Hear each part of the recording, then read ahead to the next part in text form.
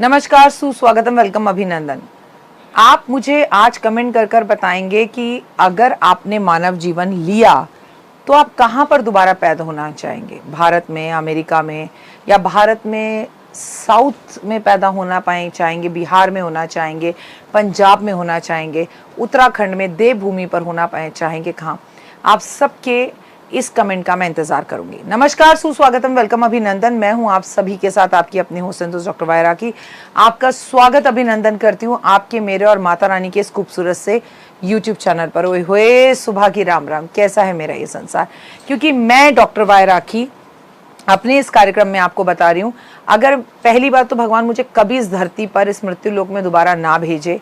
मैं दोबारा जन्म ही नहीं चाहती हूँ, लेकिन अगर मेरे को दोबारा जन्म मिले तो सिर्फ एक ही वो राज्य है जहाँ मैं पैदा होना चाहती हूँ, और जो मैं बनना चाहती हूँ वो है बिहार।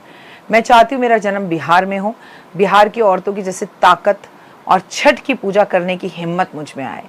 आप सोच रहे होंगे मैं किस विषय पर बात कर रही हूँ? आज मैं नहाए खाए पर बात कर रही हूँ।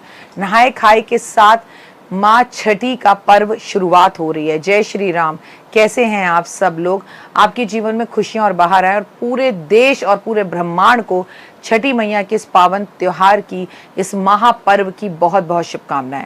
मैं मानती हूँ दिवाली एक तरफ और छठी एक तरफ, नहाए खाए से ये त्योहार शुरू हो रहा है जो आज पूरे विश्व में मनाया जाता है। भारत में हर त्योहार का अपना ही एक महत्व है, उन्हीं में से एक है छठ का महापर्व। ये पर्व मुख्य रूप से बिहार, झारखंड, पूर्वांचल और उत्तर प्रदेश में मनाया जाता है।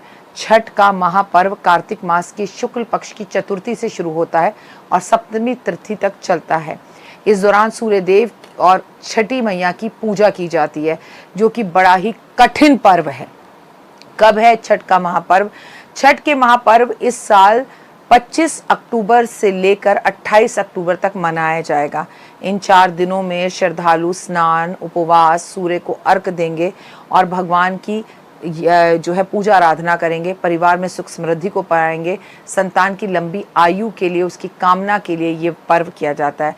अब छठ महापर्व देश में ही नहीं बल्कि पूरी दुनिया में मनाया जाता है।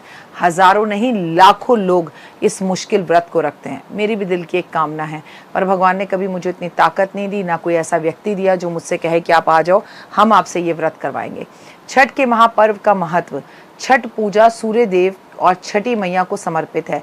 सूर्य देव को ऊर्जा, स्वास्थ्य का स्रोत माना जाता है, उन्हें हमारी आत्मा कहा जाता है। वहीं छठी मैया संतान की रक्षा करती हैं, उसकी उन्नति के लिए देवी मानी जाती हैं और देवी के रूप में पूजी जाती हैं, और उनकी बच्चों की उन्नति की देवी ही हैं वो।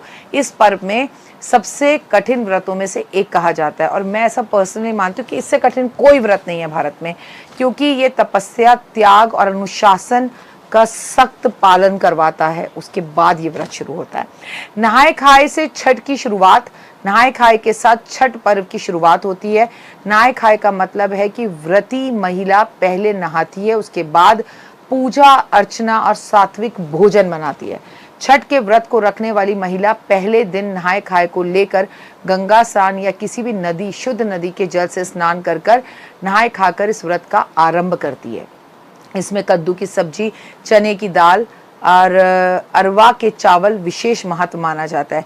कई जगहों पर नहाए खाए के दिन कद्दू की भात भी कहा जाता है कि कद्दू की भात खाएंगे।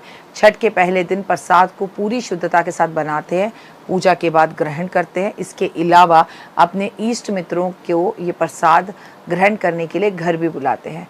एक पर्व की तरह, एक दिवाली की तरह सारे इकट्ठे होकर इसकी पूजा करते हैं। नहाए खाए के कुछ नियम हैं। छठी मैया का व्रत कोई आम व्रत नहीं है, इसे आप सबसे मुश्किल व्रत भारत का कह सकते हैं। ऐसे में पहले कई बार आपको बता चुकी हूँ, नहाए खाए की शुरुआत के साथ ये व्रत आरंभ होता है। नहाए खाए के दिन सबसे पहले घर को पूरा शुद्ध करके, साफ करके, स्नान आदि करके, घर को साफ सुथरा कर कर फिर जो है चेहरे पर मुस्कान लाकर फुल ऑफ एनर्जी के साथ छठी के गाने गाते हुए आप जो है भोजन बनाते हैं। फिर छठ के व्रत करने वाली महिला भगवान सूर्य को जल अर्पित कर कर पूजा अर्चना कर भगवान को भोग लगाए। इस दिन सात्विक भोजन बनाए, विधि विधान से बनाए। नहाए खाए वाले दिन भोजन में या इसी दिन से आपको लहसुन प्याज को त्याग देना होता है, वर्जित है। इस दिन कद्दू की सब्जी, लौकी, चने की दाल, भात यानी कि चावल बनाए जाते हैं और भगवान को अर्पण किए जाते हैं, और वो भी गाना गाते हुए, भूखे रहकर, खुशी के साथ, पॉजिटिव होकर। अगले दिन से लगातार ये नहाए खाए के बाद व्रत आरंभ होता है। मान्यता के अनुसार नहाए खाए के दिन स्नान के बाद शुद्ध भोजन करने के बाद शरीर और मन दोनों शुद्ध हो जाते हैं। नहाए खाए के दिन नए जीवन की शुरुआत का प्रतीक है, नए साल की शुरुआत का दिन है और आज पुराने पापों से मुक्ति का दिन है। नए जीवन की शुरुआत का संकल्प लेने के लिए ये दिन मनाया जाता है। नहाए खाए के बारे में आज मैंने आपको इस वीडियो में जो बताया वो बहुत कम है, इसके बारे में बताने की हिम्मत मुझ में नहीं है। हालांकि मैंने कभी ये व्रत किया नहीं है, पर लाखों लोगों को करते देखा है। अगर मैंने इस व्रत में कोई त्रुटि कर दी हो, गलती कर दी हो, तो उसके लिए हाथ जोड़कर क्षमा।